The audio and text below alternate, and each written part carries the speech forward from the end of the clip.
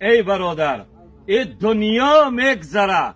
برای دنیا کبر و کینه و بخیلی نکنین، دشمنی نکنین، اکا و دادری خشتواری کنین، همسایگری کنین اگر مسلمانی کامل باشین. این دنیا سری همه میمونه. این دنیا ده هیچ کس سنگ گرفته موندگی نیست. همه امی آدمای اهل قبول خدا رحمت چون کنه ببینن همیان شخصیت بدن، همیان ما و شما و خانه و در و بچه و فرزند داشتن، همشون رفتن. الله سبحانه و تعالی در قرآن عظیم شان در سوره غافر میگه بسم الله الرحمن الرحیم یا قوم انما هذا الحیات الدنیا متاع و این الاخرة هی دار القرار. صدق الله العظیم. الله سبحانه و تعالی خطاب بر مسلمان و بر بندگانش میکنه. ای قوم من انما هذه الحیات الدنیا متاع، دنیایی که شما میبینین، این دنیایی که شما زندگی دارین مگر یک متاع پارچه بیهوده نیست. در مقابل آخرت هیچ ارزشی نداره. این دنیا فانی، آخرت همیشگیه، در اوج زندگی همیشه یک روز میریم.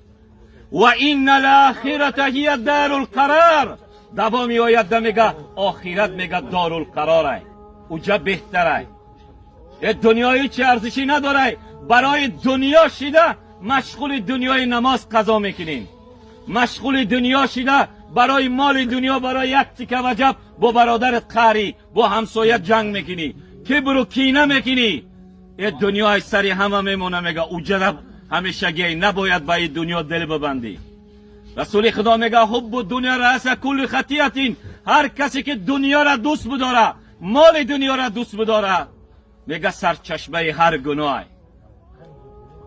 ای برادر، این دنیای فانی به یک ارزن نمی ارزد. تمامی لذت دنیا به جان کندن نمی ارزد. مسخر گر شوی جمله زمینت همچون اسکندر، به زیر خشت اندر لحد نمی ارزد. ای برادر، دنیایی که تو اینقدر مشغول دنیای نماز قضا میشه پروا نداری، برای دنیا با پدرت قهری، با برادرت قهری، هیچ ارزشی نداره. برای دنیا شمشیر میگیری، طوفان میگیری، یلاق میگیری که خون مسلمان بریزونی برای منصب و وظیفه. این دنیا هیچ ارزشی نداره. این دنیا با یک ارزن شنبری که مینوشیم ارزش میگه هیچ قدری نداره. این دنیای فانی میگه میگذره، با آخرت میمونه. میگه جمله زمینت همچون اسکندر اگر مسخر شوی. اسکندر میگه تمام زمین مسخر شید، وقتی مردن دا گفت که دستای مرا تابوت بیرون کنه مردم ببینه که هیچی نبردم. دنیا را گرفتم که هیچی نبردم. مرگ با عزت، مرگ با آبرو، با کفن، با جنازه رنگینه اکی بگ مراد قدی خدا بگو نخلی جنازه نصیب ممکنه. که ملا بیای بالا سر دا جنازه را بخونه، مردم از تمام گوشه و کنار بیان دعا کنن. 40 تا اهل علم، 40 تا مرد صالح در جنازه شرکت کنه، مستقیم جنت میره. دعای و مستجاب خدا بگوین خیلی نصیب میکنه. تمامی لذت دنیا با جان کندن نمیارزد.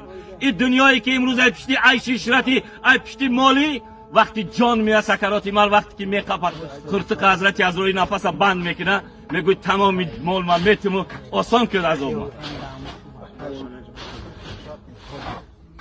میگه این دنیا با زیر غشت اندر لحد نمیارزد. این هم قد دنیا را کسب کردین چی میاد در یک خود میمونند.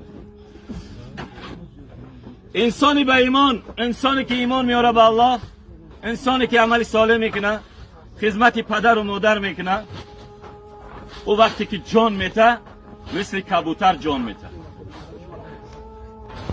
امروز اکی بگی جان رفت، بچه‌هاش در همین 30 سالش شگر خدمت کرده باشند، یک چی بردن.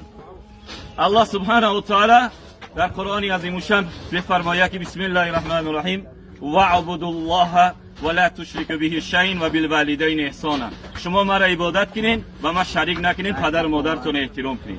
هر کسی پدر و مادرت احترام کرد در دنیا نونش در روغن، از دنیا هم خرسند میره و آخرت جنت.